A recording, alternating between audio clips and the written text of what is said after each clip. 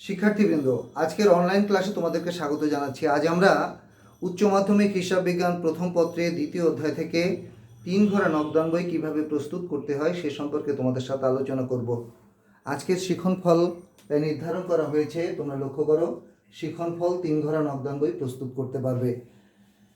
শিক্ষার্থীবৃন্দ, এই শিক্ষণফলকে সামনে রেখে আমরা আমাদের ক্লাসকে সামনের দিকে এগিয়ে নিয়ে যাব। প্রথমেই জেনে নেওয়া যাক যে 3 ঘোড়া নকদান বই বলতে কী বোঝায়।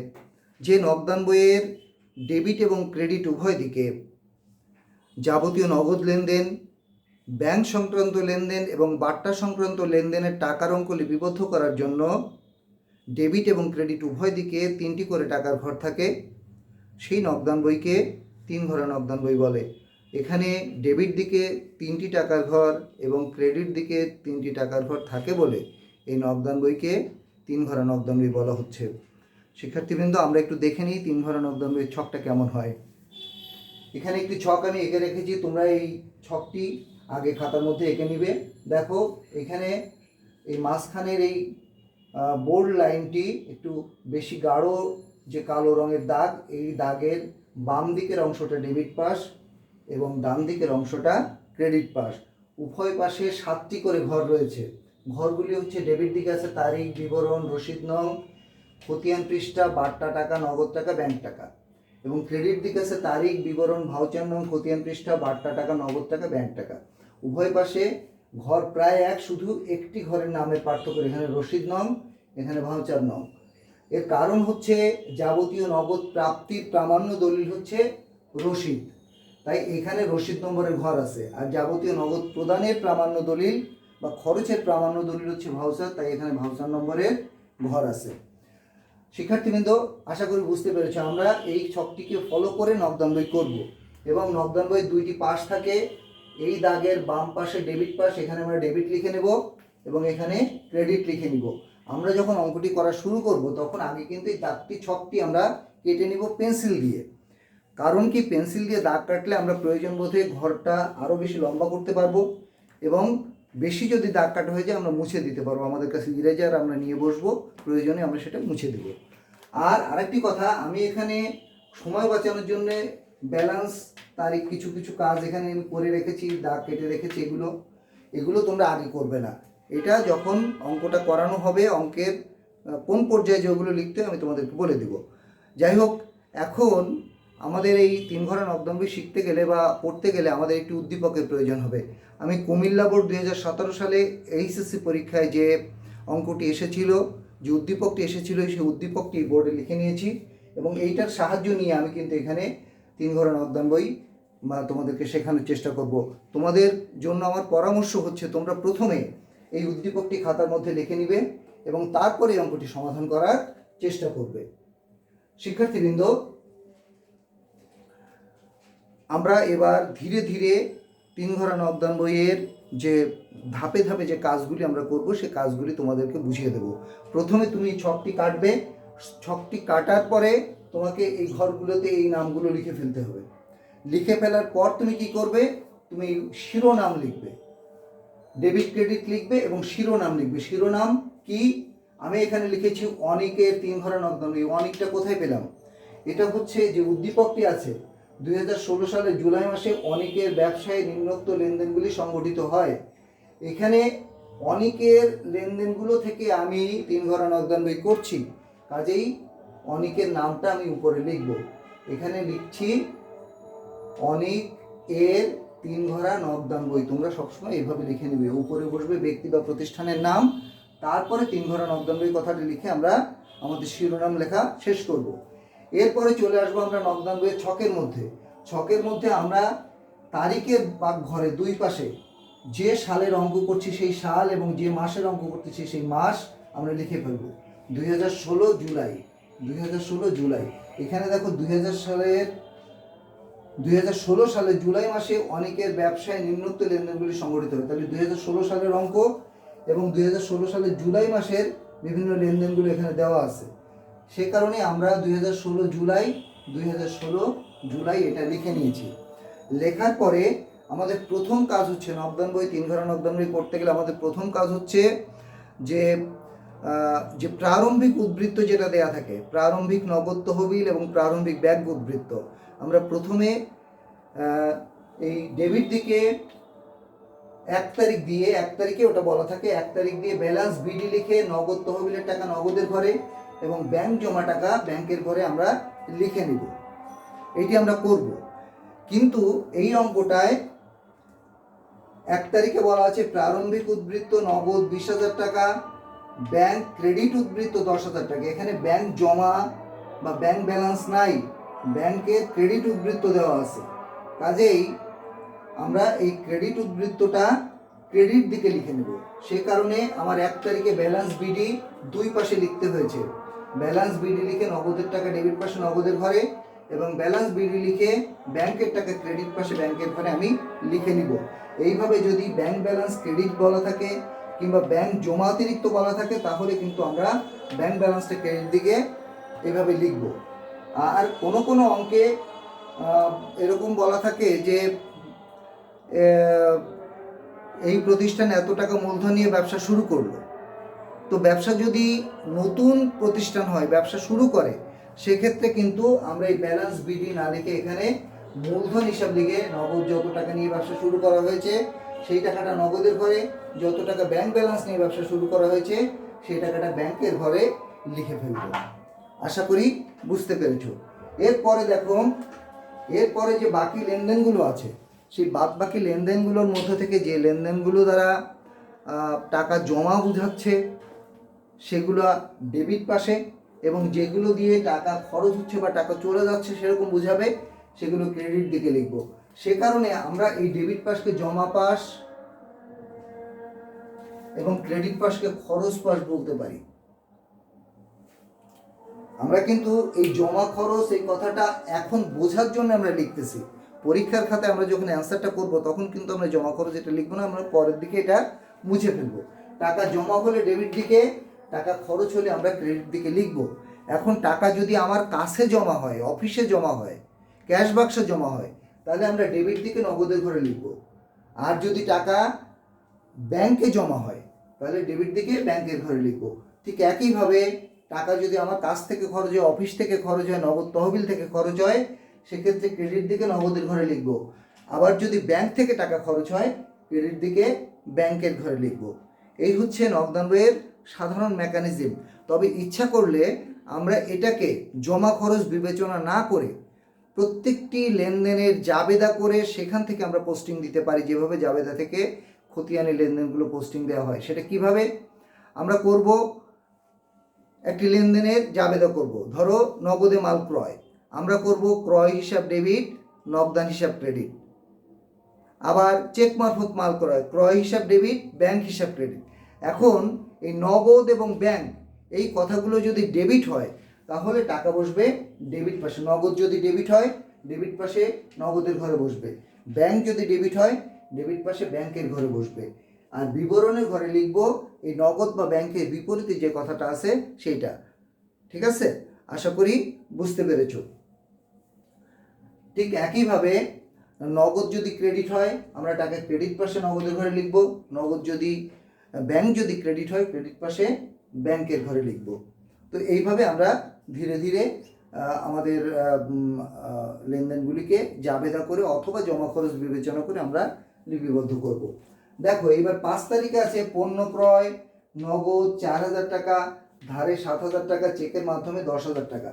পণ্য ক্রয়, এখানে ধারে 7,000 টাকা আমি লাল কালি দিয়ে আন্ডারলাইন করে রেখেছি। এর কারণ হচ্ছে এটা নগদ লেনদেন নয়, এটা কিন্তু আমাদের নগদান বইয়ে অন্তর্ভুক্ত হবে না।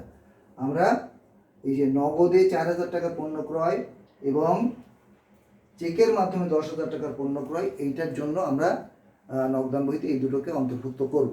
দেখো যখন মাল ক্রয় করা হয় তখন তো খরচ হয়, খরচ হলে এটা ক্রেডিট দিকে যাবে। আমরা এই ক্রেডিট পাশকে খরচ পাশ বলেছি, কাজে আমি এখানে তারিখ দিব জুলাই 5 ক্রয় হিসাব।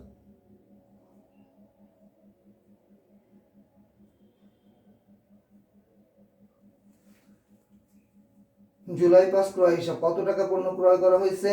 নগদ 4,000 টাকা, তাহলে নগদের ঘরে 4,000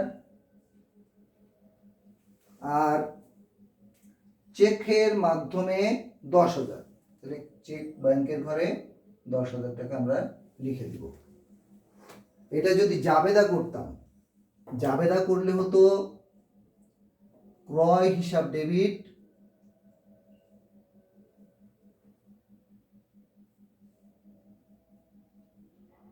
নগদান হিসাব ক্রেডিট,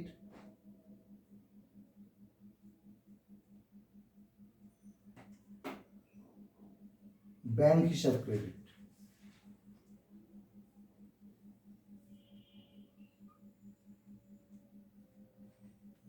ক্রয় এখানে 10,000 যোগ 4,000 মোট হচ্ছে 14,000 টাকা ক্রয়, নগদ 4,000 আর ব্যাংকে 10,000। তো এই এন্ট্রিটা যদি আমি এখানে পোস্টিং দিই তাহলে কি হবে, এখানে নগদান ক্রেডিট আর ব্যাংক ক্রেডিট আছে, তাহলে নগদান ক্রেডিট থাকলে 4,000 টাকা ক্রেডিট দিকে নগদের ঘরে বসবে, আর ব্যাংক ক্রেডিট আছে 10,000 ক্রেডিট দিকে ব্যাংকের ঘরে বসবে। লিখবো কি, এই ক্রেডিটের বিপরীতে আছে যেটা ক্রয়, এই ক্রয় লিখলাম। এইভাবে আমি জাবেদা করে করতে পারি, আবার জমা খরচ পদ্ধতিতে করতে পারি। আশা করি বুঝতে পেরেছো। শিক্ষার্থীবৃন্দ, এর পরের লেনদেনে আমরা চলে যাব 10 তারিখে। পণ্য বিক্রয় নগদ 25,000 টাকা, প্রাপ্য বিলের মাধ্যমে 7,000 টাকা, ধারে 20,000 টাকা। দেখো, প্রাপ্য বিলের মাধ্যমে 7,000 টাকা, ধারে 20,000 টাকা, এই দুইটিকে আমি আন্ডারলাইন করে রেখেছি। এই দুইটি কিন্তু নগদান বইয়ের অন্তর্ভুক্ত হবে না, কারণ এগুলো নগদ লেনদেন নয়। শুধুমাত্র পণ্য বিক্রয় নগদ 25,000 টাকা, এইটা নগদে পণ্য বিক্রয় করা হয়েছে। নগদে পণ্য বিক্রয় করলে কি হয়, টাকা আমার কাছে আসে, তাহলে এটা জমা হচ্ছে, এটা ডেবিট পাশে বসবে। আমি লিখে ফেলবো জুলাই 10 বিক্রয় হিসাব।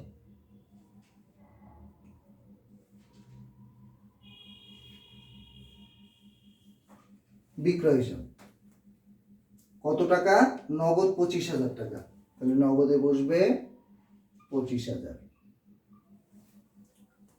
এটা যদি আমি জমা খরচ পদ্ধতিতে না করে যদি জাবেদা করে করতাম তাহলে এন্ট্রি হতো নগদে পণ্য বিক্রয় করলে হতো নগদান ডেবিট,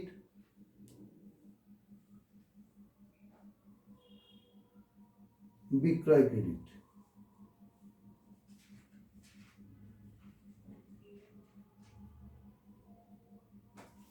দেখো, এই এন্ট্রিটা হতো নগদান হিসাব ডেবিট, বিক্রয় হিসাব ক্রেডিট হতো। তাহলে এক্ষেত্রে নগদান হিসাব ডেবিট আছে, তাহলে ডেবিট পাশে নগদের ঘরে টাকা বসবে। এই যে নগদের ঘরে আমি টাকা বসাবো, আমি লিখবো কি, নগদের বিপরীতে যেটা আছে বিক্রয়, এই লিখেছি বিক্রয় হিসাব। এভাবে আমি জাবেদা করেও করতে পারি, আবার জমা খরচকে বিবেচনা করে একটু মাথা খাটিয়ে আমি এটা বসাতে পারি। আশা করি বুঝতে পেরেছ।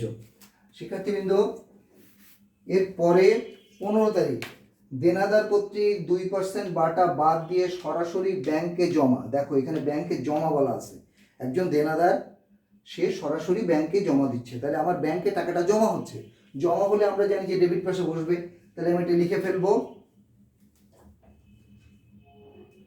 15 তারিখ দেনাদারের আধুনিক নাম হচ্ছে প্রাপ্য হিসাব। আমরা দেনাদার না লিখে এটা আগের অঙ্ক, এই জন্য দেনাদার কথাটা লেখা হয়েছে, বর্তমানে লেখা হয় প্রাপ্য হিসাব, আমরা সেইটাই লিখবো।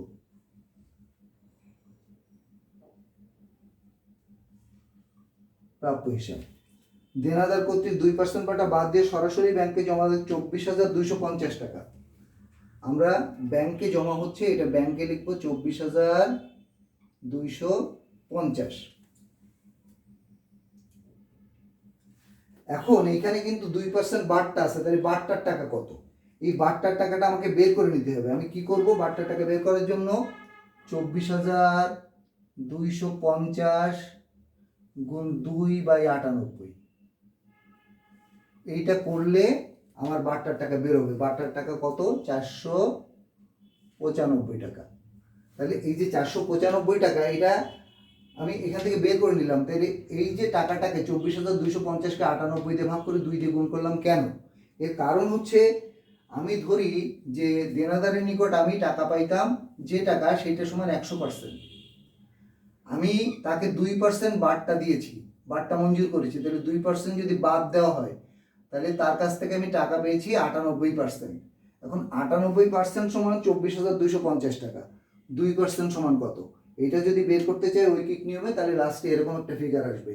24,250-কে 98 দিয়ে ভাগ করে 2 দিয়ে গুণ করলে 495 টাকা বার্তা বের হবে। তাহলে এই বার্তাটা আমার কিন্তু বার্তার ঘরে লিখে দিতে হবে। যে এন্ট্রি যে পাশে বসবে, এন্ট্রিটা যে পাশে বসবে, বার্তাটাও ওই পাশে বসবে,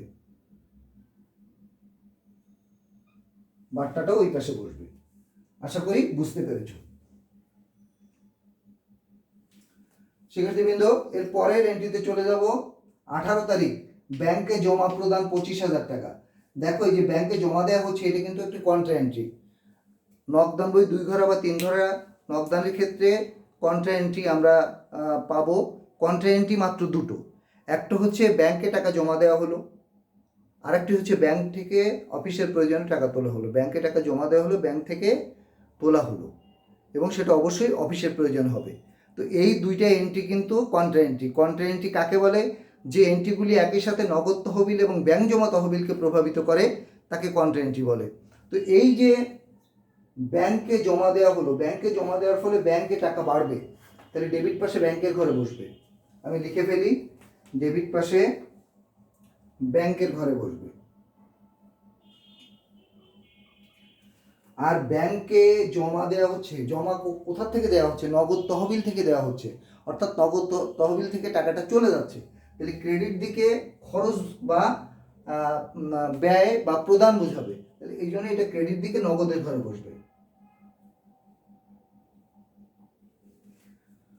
ব্যাংকে টাকা জমা দিলে জমা হচ্ছে, জমা পাশ হচ্ছে ডেবিট পাশ, ডেবিট পাশে ব্যাংকের ঘরে বসবে। আর এটা চলে যাচ্ছে নগদ তহবিল থেকে, এই জন্য ক্রেডিট দিকে নগদের ঘরে বসবে। যে ঘরে টাকা বসবে তার বিপরীত ঘরের নাম বিবরণ ঘরে লিখতে হবে। আমরা একটু উপরে লিখি, আমাদের অনেকগুলো এন্ট্রি আছে, একটু উপরে লিখি।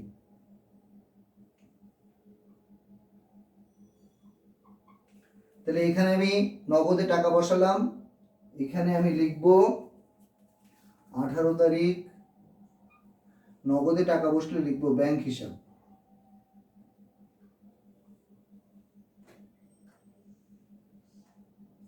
এটা কন্ট্রা চিহ্ন দিয়ে দেব, এটা যে কন্ট্রা এন্ট্রি এটা আমরা সি লিখে দিব। আর এইটায় যেহেতু ব্যাংকে টাকা বসালাম, সুতরাং এখানে লিখব নগদান হিসাব।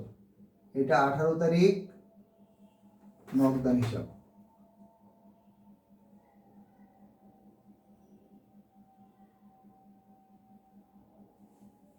এটা আমরা সি লিখে দেব। এই আমার কন্ট্রা এন্ট্রি পোস্টিং হয়ে গেল। এখন তোমাদের জন্য আমি এটা কিন্তু জমা খরচ পদ্ধতিতে আমি এটা বসালাম। এটা তোমাদের উচিত হবে জমা খরচ পদ্ধতিতে কন্ট্রা এন্ট্রিকে পোস্টিং না দিয়ে তোমরা একটু জাবেদা করে নিবা। তো জাবেদা যদি করি তাহলে কি হবে? আমি জমা খরচটা মুছে দিচ্ছি একটু। জাবেদা করলে ব্যাংকে জমা প্রদান করলে এন্ট্রি হবে ব্যাংক হিসাব ডেবিট,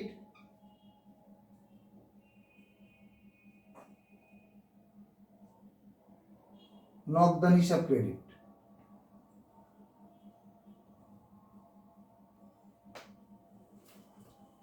অর্থাৎ এই যে ব্যাংকে জমা দেওয়া হলো 25,000 টাকা,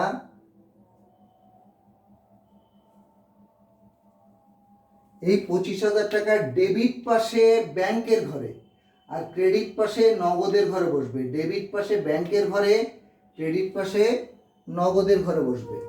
ডেবিট পাশে ব্যাংকের ঘরে, এই যে আমি ডেবিট পাশে ব্যাংকের ঘরে টাকা বসালাম। ক্রেডিট পাশে নগদের ঘরে, এই যে আমি ক্রেডিট পাশে নগদের ঘরে টাকা বসালাম। এইবার যে ঘরে টাকা বসালাম তার বিপরীত ঘরের নাম এখানে লিখব।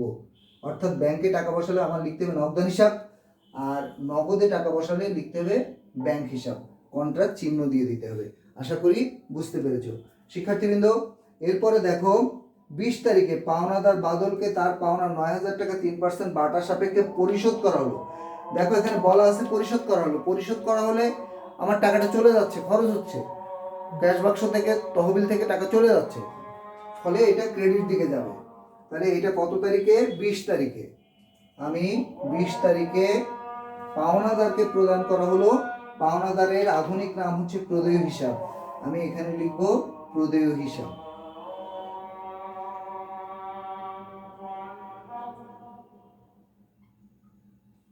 প্রদেয় হিসাব। তাহলে পাওনাদারকে বাদলকে 9,000 টাকা 3% বাটা সাপেক্ষে প্রদান করেছে। তাহলে 9,000-এ 3% করলে 3 নং 27, 270 টাকা বাট্টা হয়। ঠিক আছে, তাহলে এখানে তাকে প্রদান করা হবে কত? 9,000 টাকা থেকে 9,000 টাকা সে পাইতো, 270 টাকা আমি বাট্টা পাচ্ছি, ফলে তাকে দেওয়া হচ্ছে 8,730 টাকা। এই 8,730 টাকা আমার কিন্তু এখানে বসবে। আশা করি এন্টিটি বুঝতে পেরেছো।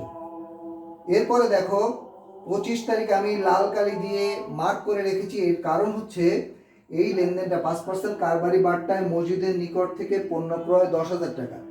এই লেনদেনটা কিন্তু নগদান বইতে আদৌ বসবে না, কারণ এটা ধারে লেনদেন এবং কারবারি বাট্টাও নগদান বইতে বসে না, নগদান বইতে নগদ বাট্টা বসে। কাজে এই লেনদেনটা নগদান বইয়ের অন্তর্ভুক্ত হবে না। এরপরে 31 তারিখ ব্যাংক চার্জ ও ব্যাংক জমাতিরিক্ত সুদ যথাক্রমে 200 টাকা ও 500 টাকা। ব্যাংক চার্জ একটা খরচ, এটা ব্যাংকে জমা টাকা থেকে কেটে নেওয়া হয়, ব্যাংকে জমা টাকার পরিমাণ কমায়, ফলে এটা ক্রেডিট দিকে যাবে। এবং জমাতিরিক্ত সুদ 500 টাকা, এটাও একটা খরচ, এটাও ব্যাংকে জমা টাকা থেকে কেটে নেওয়া হয়, ফলে এই 2টি টাকা আমার ক্রেডিট দিকে যাবে, এটা খরচ যেহেতু। কাজে আমি এখন কি করব, আমি এই দুটার নাম লিখে ফেলবো। এটা হচ্ছে 31 তারিখ। 31 তারিখ একটা হচ্ছে ব্যাংক চার্জ,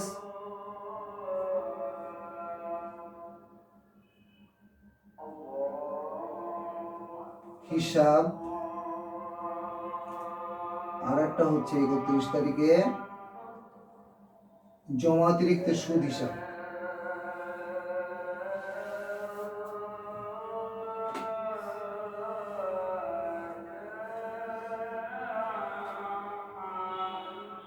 সুদ হিসাব, জমাতিরিক্ত সুদ হিসাব, এই দুটো টাকা এখন আমি লিখে দেবো। তাহলে এটা যেহেতু ব্যাংক চার্জ ব্যাংক থেকে কেটে নেওয়া হয়, কাজে ব্যাংকের ঘরে বসবে, আর জমাতিরিক্ত সুদও ব্যাংক থেকে কেটে নেওয়া, এটাও ব্যাংকের ঘরে বসবে। ব্যাংক চার্জ 200 টাকা আর জমাতিরিক্ত সুদ 500 টাকা, এই লিখে ফেললাম। ঠিক আছে, এই দুটো লেখার সাথে সাথে কিন্তু আমার সবগুলো এন্ট্রির পোস্টিং দেওয়া হয়ে গেছে। এইবার যদি এই দুইটা এন্ট্রিকে আমি জমা খরচকে বিবেচনা না করে জাবেদার মাধ্যমে করতে চাইতাম, তাহলে আমি কি করতাম? তাহলে আমি করতাম ব্যাংক চার্জ হিসাব ডেবিট, ব্যাংক জমাতিরিক্ত সুদ হিসাব ডেবিট, ব্যাংক হিসাব ক্রেডিট। ওইখানে ব্যাংক হিসাব ক্রেডিট আছে দুইটা খাতের জন্যই, এই জন্যে আমার দুইটাই ব্যাংকে ক্রেডিট দিকে বসানো হয়েছে। আমি আলাদা আলাদা যদি করে করতাম তাহলে হতো ব্যাংক চার্জ হিসাব ডেবিট, ব্যাংক হিসাব ক্রেডিট, ব্যাংক হিসাব ক্রেডিট, এই ক্রেডিটে ব্যাংকে বসলো, লিখলাম ব্যাংক চার্জ। ব্যাংক জমাতিরিক্ত সুদ যদি আলাদা করে জাবেদা করতাম, তাহলে ব্যাংক জমাতিরিক্ত সুদ ডেবিট, ব্যাংক হিসাব ক্রেডিট, ব্যাংক হিসাব ক্রেডিট, ক্রেডিট দিকে ব্যাংকে বসলো, আমি লিখলাম জমাতিরিক্ত সুদ। এই আমার পোস্টিং দেওয়া হয়ে গেছে। এখন আমাকে কি করতে হবে? এখন এটার ব্যালেন্স করতে হবে। তো ব্যালেন্স করার জন্য আমি দেখো এই বাট্টার ঘরের কোনো ব্যালেন্স হয় না, বাট্টার ঘরটা শুধু এখানে যোগ নামিয়ে রাখতে হয়। 495, এই 495 বসে গেল, এখানে 270, এখানে 270 বসে গেল, এটার কোনো ব্যালেন্স করা লাগে না। এবার বাকি দুটো ঘরের আমি ব্যালেন্স করব। এখানে যোগ করলে হচ্ছে 45,000,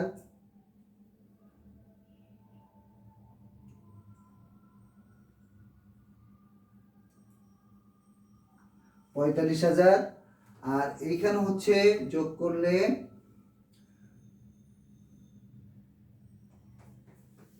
49,250 টাকা। এইবার ওই যোগফলকে এই পাশে নিয়ে আসবো।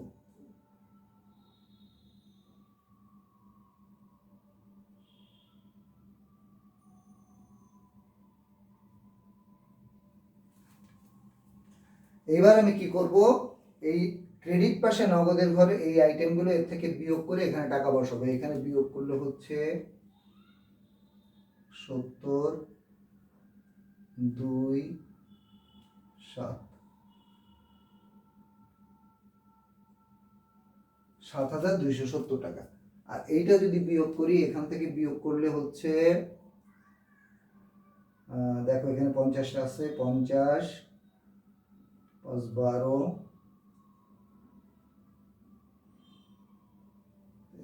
8 2 28,550 এই আমার ব্যালেন্স বের হলো। এইবার আমি এখানে ওইটা আমি লিখব 31 তারিখ দিয়ে ব্যালেন্স সিডি, ব্যালেন্স সিডি। এই ব্যালেন্সটা আমি এই ব্যালেন্স দুইটা, নগদের ব্যালেন্স এত, ব্যাংকের ব্যালেন্স এত, এই দুইটা আবার এই বিপরীত পাশে আমি পরের মাসে, যে মাসে অঙ্ক করতেছি তার পরের মাসের 1 তারিখ দিয়ে ব্যালেন্স বিডি লিখে ওই টাকা দুটো লিখে দিব। 7,270 আর ওইটা হবে 28,550। এই ব্যালেন্সটা লিখে দেওয়ার সাথে সাথে আমার কিন্তু 3 ঘন্টা নকদান বইয়ের কাজ আমার সম্পূর্ণ হলো। আশা করি বুঝতে পেরেছো শিক্ষার্থীবৃন্দ। এভাবে আমরা জমা খরচকে বিবেচনা করে অথবা জাবেদা করে যেভাবে খতিয়ানে লেনদেনগুলো পোস্টিং দেওয়া হয় সেভাবে আমরা পোস্টিং দিয়ে কিন্তু নকদান বই করতে পারবো এবং সবশেষে সেটার ব্যালেন্স নির্ণয় করব এবং সেই ব্যালেন্সটা পরের মাসের 1 তারিখে বিপরীত দিকে ব্যালেন্স বিডি লিখে দেখাবো। এইটার সাথে সাথে আমার কিন্তু নকদান বই শেষ হয়ে যাবে। এই যে আমি ক্লাসটি আজকে করলাম, যে উদ্দীপকটির সাহায্য নিলাম, এটি কুমিল্লা বোর্ড 2017 সালে পড়েছে, কিন্তু ওইখানে কিন্তু সৃজনশীল পদ্ধতিতে ক, খ এবং গ নাম্বার প্রশ্নের উত্তর করতে বলা হয়েছে। আমি শুধুমাত্র গ নাম্বার প্রশ্ন এখানে অ্যান্সার করলাম। ওখানে ক নাম্বারে তোমাকে বলা হয়েছিল যে সকল লেনদেন নকদান বইয়ে অন্তর্ভুক্ত হবে না সেগুলো চিহ্নিত করো বা তার পরিমাণ নির্ণয় করো। সেগুলো কিন্তু তোমরা এখান থেকে নির্ণয় করতে বা চিহ্নিত করতে পারবে। এই যে আমি লাল কালি দিয়ে দিয়েছি, এগুলো কিন্তু নকদান বইয়ে অন্তর্ভুক্ত। এটা আলাদা একটা চার্ট করে দিলে তোমার হয়ে যাবে। তারপরে কয়েকটা তারিখ উল্লেখ করে সেখান থেকে জাবেদা করতে বলা হয়েছে। জাবেদা কিন্তু আমরা মুখে মুখে করেছি, সেগুলো কিন্তু তোমরা ইচ্ছে করলে জাবেদার ছক কেটে ওই তারিখগুলো দিয়ে তোমরা কিন্তু সেগুলো করতে পারবে। সেই দুইটা যদি এইটা তুমি বুঝে থাকো, এই ক্লাসটা যদি সঠিকভাবে তুমি করে থাকো, ক এবং খ নাম্বারের যে প্রশ্ন আছে তার অ্যান্সার তোমরা করতে পারবে। শিক্ষার্থীবৃন্দ, এই ছিল আমাদের আজকের ক্লাস। আজকে তোমাদের 3 ঘন্টা নকদান বই আমি একটি গুরুত্বপূর্ণ উদ্দীপক উপস্থাপনের মাধ্যমে শেখানোর চেষ্টা করলাম। পরবর্তীতে নতুন কোনো সমস্যা নিয়ে তোমাদের সাথে আবার দেখা হবে। ততদিন পর্যন্ত তোমরা সবাই ঘরে থাকো, নিজের পড়াশোনা অব্যাহত রাখো এবং নিরাপদে থাকো, এই প্রত্যাশায় আজকের মতো বিদায় চাইছি। ধন্যবাদ সকলকে।